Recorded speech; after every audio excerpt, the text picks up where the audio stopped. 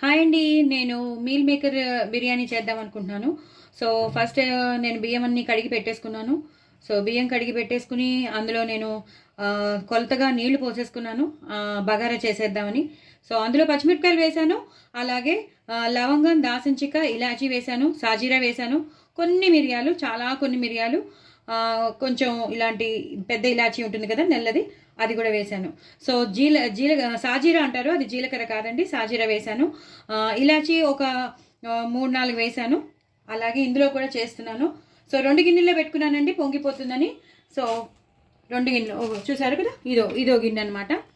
So కొంచెం ఒక్కొక్క గిన్నెలో కొంచెం కొంచెం ఒక 3 పావులు ఇందులో, 3 పావులు అందులో చేసుకునేటట్టు, అంటే కేజీ కన్నా కొంచెం ఎక్కువగా చేసుకుంటున్నాం అన్నమాట. సో ఇలాగా నేను ఇందాక చెప్పినట్టు తగినన్ని నీళ్లు పోసేసుకుని అల్లం వెల్లుల్లి పేస్ట్ కూడా వేసేసాను. అలాగే కొత్తిమీర వేసేసాను, పచ్చిమిరపకాయలు వేసాను, అలాగే పుదీనా వేసాను. సో మీకు అన్నీ చెప్పేశాను. సాజీరా వేసాను, కొన్ని మిరియాలు వేసాను, లవంగం, దాల్చిన చెక్క, పచ్చిమిరపకాయలు, అల్లం వెల్లుల్లి పేస్ట్, ఇలాచీ, అలాగే కొత్తిమీర, పుదీనా, అంతే. ఇంకేం వేయకూడదు. చక్కగా నూనె వేసేసేయాలి. ఇవి ఉడకడానికి పెట్టేయాలి.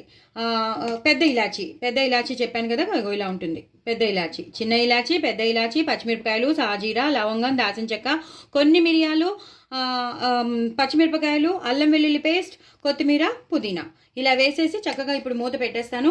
ఇది అన్నం బగారా అయిపోతుంది. అప్పుడు తర్వాత మనం ఇదంతా ఉడికాక మనం కర్రీ చేసుకున్నాక అప్పుడు దమ్ బిర్యానీ చేసేసుకోవచ్చు. ఆ కర్రీలోనే మనం మీల్ మేకర్ వేసుకుంటే వేసుకోవచ్చు, లేదా మీల్ మేకర్ని సపరేట్గా ఫ్రై చేసేసుకుని దమ్ బిర్యానీలో పైన వేసేసి అలా కూడా తినచ్చు. మీ ఇష్టం, మీరు ఎలా అయితే.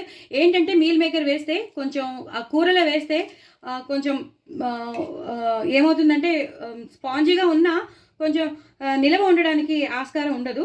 కానీ అదే కనుక మీరు మీల్ మేకర్ని మీరు చక్కగా ఆయిల్లో ఫ్రై చేశారనుకోండి, చక్కగా ఎన్ని రోజులైనా ఉంటుంది, అంటే రేపటికి కూడా అది పాడవకుండా ఉంటుందన్నమాట. సో అందుకని నేను ఎప్పుడైనా సరే మీల్ మేకర్ని ఫ్రై చేసే వేస్తాను, కర్రీలో కలపకుండా ఫ్రై చేసి వేస్తాను. సో ఇదంతా అయిపోయాక, ఇది ఉడికిపోయాక నేను కర్రీ చేసేటప్పుడు మీకు చూపిస్తాను. ఓకేనండి, బాయ్ అండి. సో నేను ఇలా చేసి పెట్టేసుకున్నానండి. మీల్ మేకర్ని నీళ్ళల్లో వేసేసి కొంచెం ఉప్పు, కొంచెం పసుపు, కొంచెం అల్లం వెల్లుల్లి పేస్ట్ వేసేసి ఒక్క 2-3 నిమిషాలు బాయిల్ చేసేసాక ఇలా అయిపోతాయండి. ఆ నీళ్ళన్నీ స్క్వీజ్ చేసేసాను. ఇప్పుడు ఇవి ఇలా ఉన్నాయన్నమాట. సో దీన్ని మనం ఫ్రై చేసుకోవాలన్నమాట. ఇది లాస్ట్లో వస్తుందండి. ఇది ఫ్రై చేసుకున్నాక అప్పుడు మొత్తం బిర్యానీ అంతా అయిపోయాక పైనుంచి మనం ఈ ఫ్రై చేసిన మీల్ మేకర్ని వేసుకుంటాం. లేదా మాకు కూరలో వేసుకుంటామండి అన్నవాళ్ళు కూరలో కూడా వేసుకోవచ్చు. బట్ పైనుంచి వేసుకుంటే ఏముంటుందంటే క్రిస్పీగా ఉంటుంది, కొంచెం టేస్టీగా ఉంటుంది అనమాట. అంటే మనకి కావాల్సినప్పుడు మనం నంచుకునేటట్టు ఉంటుందన్నమాట. సో నేను ఇలా ఉప్పు, పసుపు, కొంచెం అల్లం వెల్లుల్లి పేస్ట్ వేసేసి నీళ్ళల్లో వేసేసి ఇవి బాయిల్ చేసి పెట్టేసుకున్నాను. ఇప్పుడు కర్రీ చేసేసుకుందామండి, చూపిస్తాను. సో ఇందాక నేను మీకు మీల్ మేకర్ కూడా చూపించేశాను, ఎలా చేయాలో, ఎలా బాయిల్ చేసి పెట్టుకోవాలో నేను చూపించేశాను. ఇప్పుడు కర్రీ చేసేసుకుందామండి. రైస్ కూడా ఉడికిపోయింది, అన్నీ వేసేసాం మనం. బే లీఫ్ కూడా నేను తర్వాత వేసాను, మీకు చూపించడం మర్చిపోయాను. సో స్కిప్ అయిపోయింది అది. సో బే లీఫ్ కూడా వేయాలండి, అంటే బిర్యానీ ఆకు అనమాట. సో అది వేసేసుకోవాలి. ఇప్పుడు నేను కర్రీ చేస్తున్నానండి.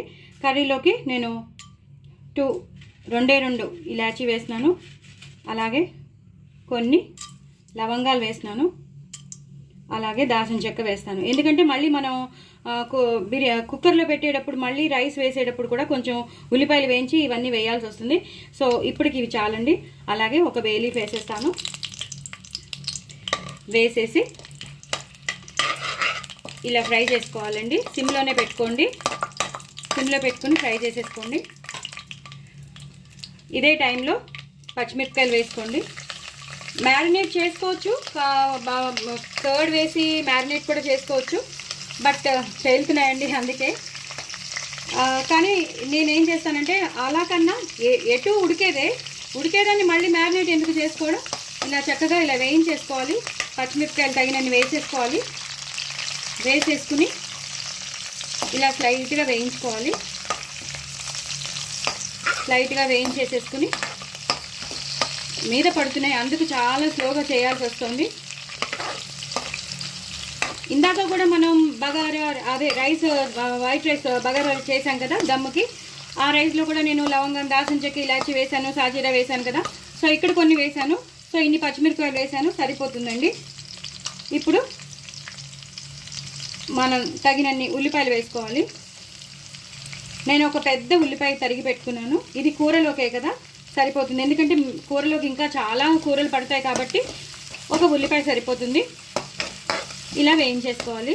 ఇప్పుడు నేను హైలో పెట్టుకున్నాను. ఇందాక ఎందుకు పెట్టుకోలేదంటే అవి పేలుతాయని పెట్టుకోలేదు. ఇప్పుడు నేను హైలో పెట్టుకున్నానండి. సో ఇవి వేసేయాలి. ఉల్లిపాయలు వేసేసి కొంచెం వేగాలి.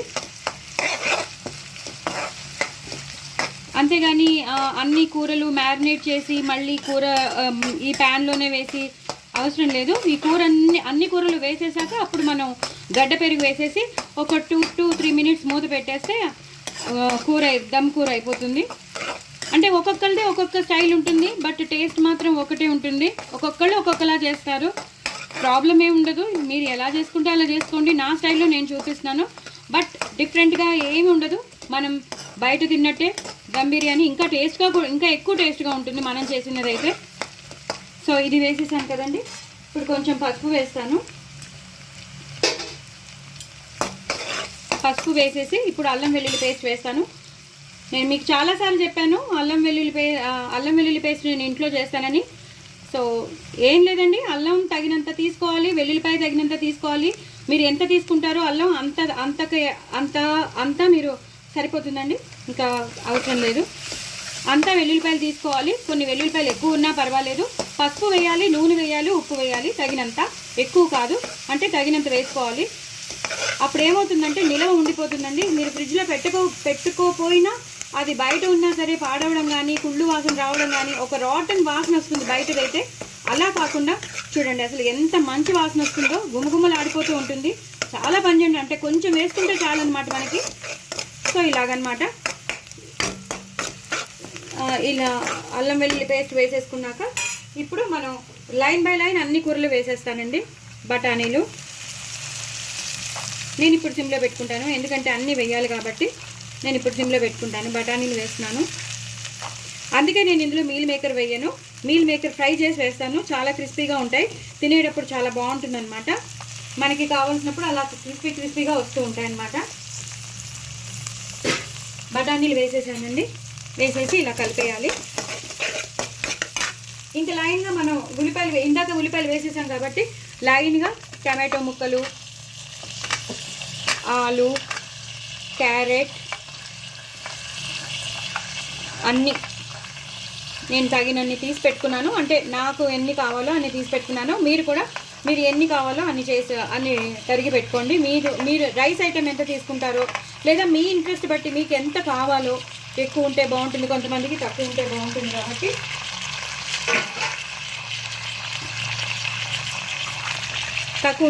కాబట్టి మీరు మీ ఇష్టానుసారంగా మీరు కూరలు తీసుకోవచ్చు. సారీ అండి, ఎక్స్క్యూజ్ మీ.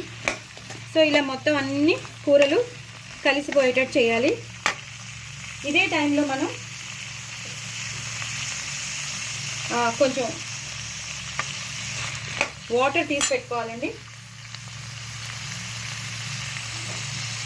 ఎందుకంటే ఇప్పుడు హైలో పెడతానండి, ఎందుకంటే ఈచ్ అండ్ ఎవ్రీ కూర అవ్వాలి కదా, సో అంటే ఉడకాలి కదా, అందుకని నేను హైలో పెట్టేస్తాను.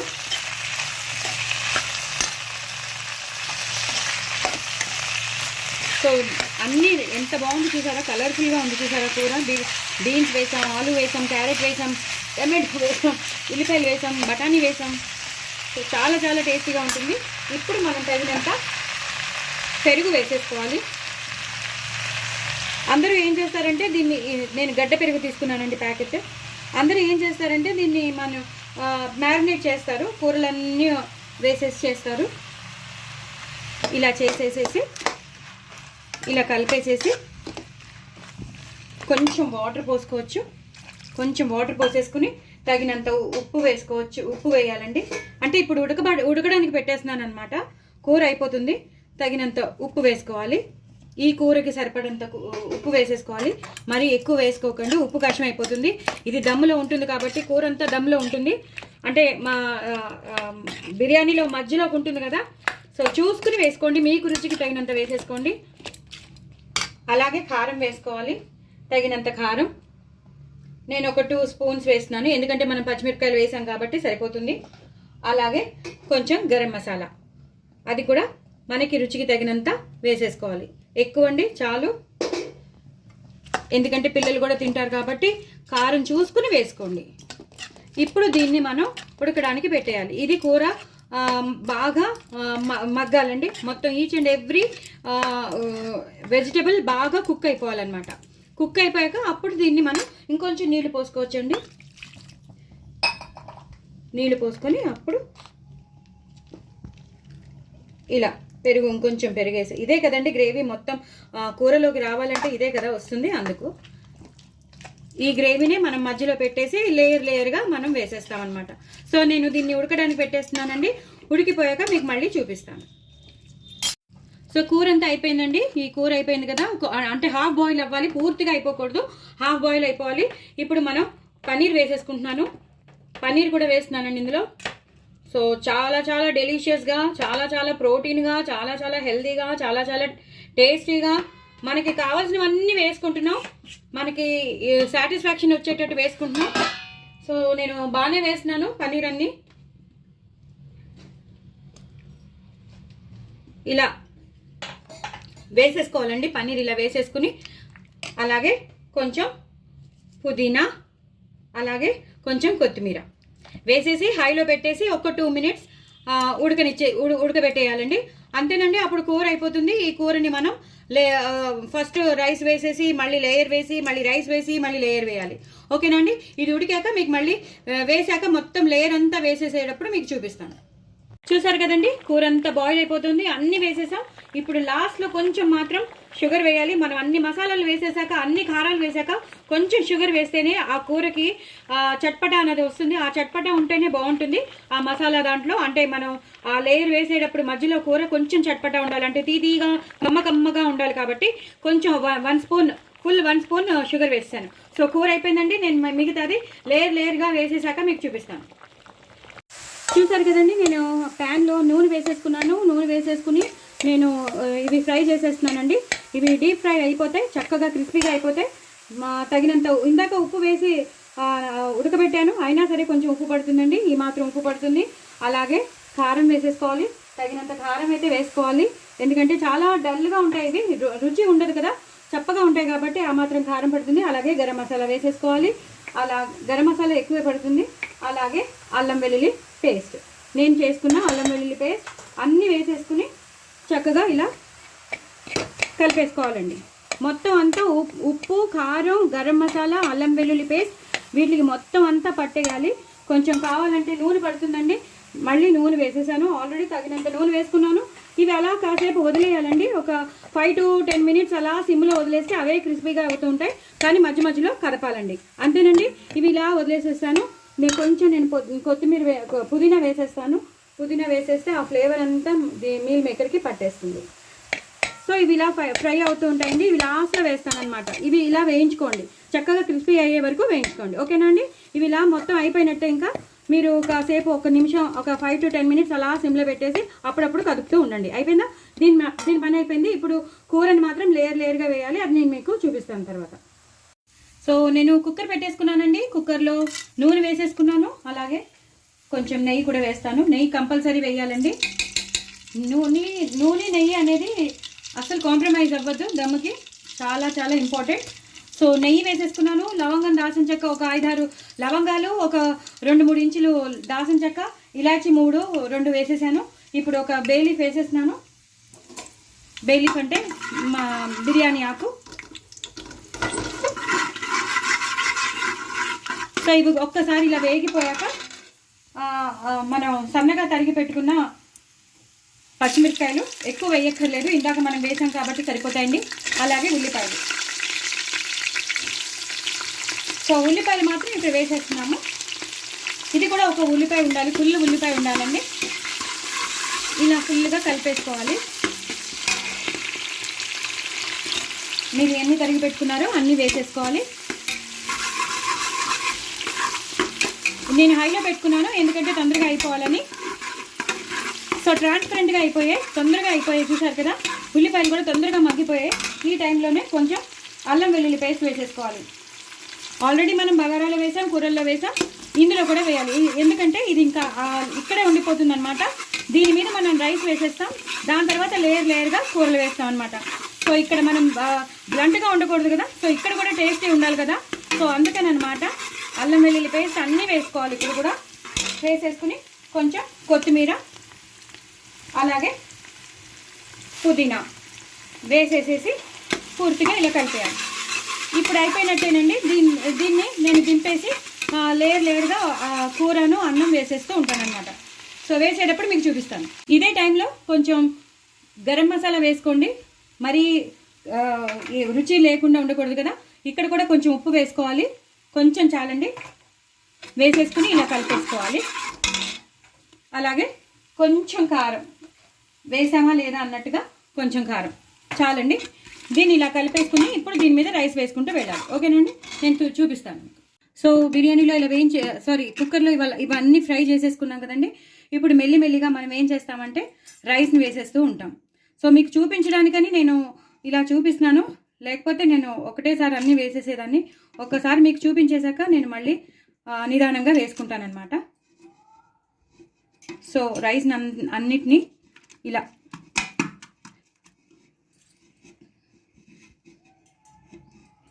ఇలా వేసేసుకోవాలండి. మీరు ఎంత చేసి పెట్టుకున్నారో అంత రైస్ని మొత్తం ఇందులో కవరప్ అయిపోవాలి. ఇలా కవరప్ అదే అయిపోతుందండి. మనం ఇలా అనేస్తే చాలు, మొత్తం అంతా అదే అయిపోతుంది. సో ఇదంతా బగారా అనమాట. ఈ బగారాలో ఇప్పుడు మనం ఇలా కూర వేసేస్తామన్నమాట. మనం చేసుకున్న కూర ఉంది చూసారా, ఇది ఇలా వేసేస్తాం. మధ్యలోకే వేయాలండి. ఎప్పుడైనా సరే మధ్యలోకి వేయాలి, సైడ్స్ వేయకూడదు. ఇలా కూర వేసేసి కొంచెం డైల్యూట్ ఉంటుంది కదా, ఆ డైల్యూట్ని ఇలా వేసేయాలి. అలాగే మళ్ళీ లేయర్గా ఇలా వేసేయాలి. అంటే తర్వాత నేను అన్నాన్ని విడదీసి పెట్టుకుంటాను. సో మీకు ఒక్కసారి చూపించేస్తే నాకు టైం పడుతుంది, అందుకనే నేను మీకు ఒకసారి చూపించేస్తే మీకు ఐడియా వచ్చేస్తుంది. సో ఇలా చేసి పెట్టుకోకపోయినా పర్లేదు, ఇలాగే ఉన్నా పర్లేదు, నో ప్రాబ్లం. ఇలా మొత్తం ఇలా వేసేసుకోవాలండి. మనం చేసి పెట్టుకున్న రైస్ అంతా ఇలా కవర్ చేసేసుకోవాలి. ఇలా కవర్ చేసేసుకుని మళ్ళీ కూర వేసుకోవాలి. మనం తయారు చేసి పెట్టుకున్న కూర ఇలా వేసేసుకోవాలి.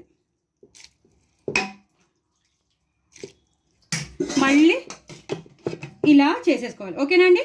సో నేను మీకు అంతా అయ్యాక మీకు చూపిస్తాను. సో ఇప్పుడు మనం చూసారు కదండి, అన్నం అంతా మనం వేసేసుకున్నాం. లోపలంతా కూర ఉందండి, మధ్యలో లేయర్స్గా వేయడం మీకు చూపించాను. ఇప్పుడు ఆనియన్ ఇలా ఫ్రై చేసేసుకుని ఇలా పరిచేసుకోవాలండి.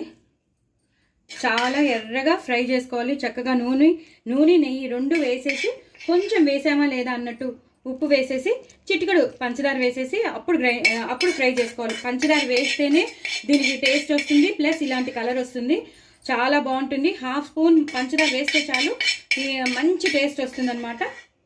ఇలా మొత్తం అంతా వేసేసుకుని మధ్యలోకి అప్పుడు మీరు తగినన్ని నేను చేసి పెట్టుకున్నాను కదా, ఫ్రై చేసి పెట్టుకున్నాను కదా మీల్ మేకర్, ఇవన్నీ ఇలా వేసేయాలి.